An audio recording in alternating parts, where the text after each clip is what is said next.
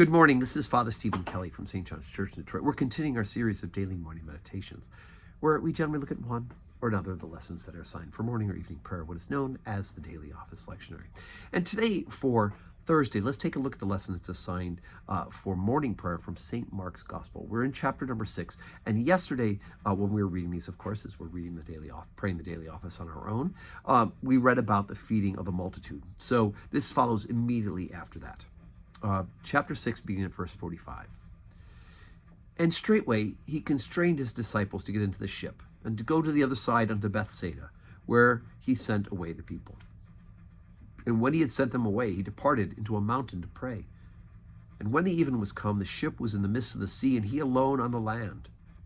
And he saw them toiling and rowing, for the wind was contrary unto them.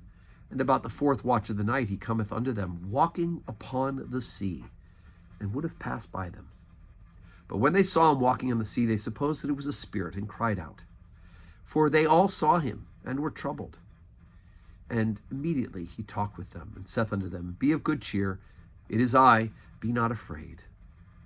He went up to them into the ship, and the wind ceased.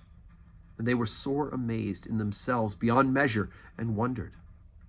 For they considered not the miracle of the loaves, for their heart was hardened. And when they passed over, they came into the land of Gennesaret, and drew unto the shore.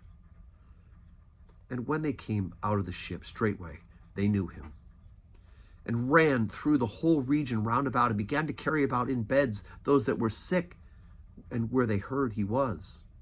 And whithersoever he entered, into villages or cities or country, they laid the sick in the streets, and besought him that he might touch, if it were but the border of his garment. And as many as touched him were made whole. Okay, so we got two things going on here. First of all, we get the story after the feeding of the 5,000. Jesus sends out his disciples in the ship, and he says he's going to stay here, Terry, do some praying up the mountain. Then when he decides he's going to catch up with them, he's walking on the water. Boom, big miracle, right? This is one, of course, that it fascinates people, the idea that Jesus, being God, is not constrained at times. Even though he has a physical human body in every way except sin, he is able to do miraculous things like defying the laws of physics by walking on water. And the disciples see him, right? The sea is rough. They're having a hard time making a go of it because of a storm.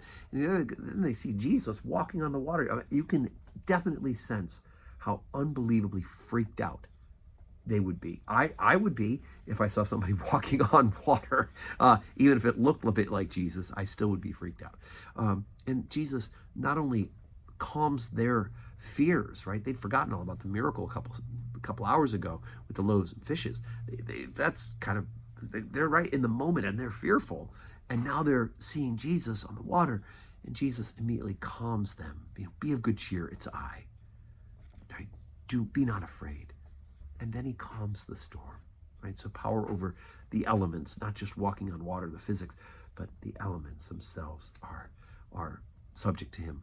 And then we get an introduction of what the rest of his public ministry is going to look like. Everywhere he goes, word's gone ahead of him.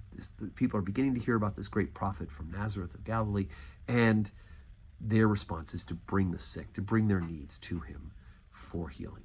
So I think this is something that Jesus wants to get the word out, and he certainly wants to share the love of God, but people are going to be so unbelievably caught up in trying to get these healings done that many of them will come not knowing, and hopefully they'll be filling in the blanks as they hear the message as well. Even they touched the border of his garment, and virtue, miracle, power went from him.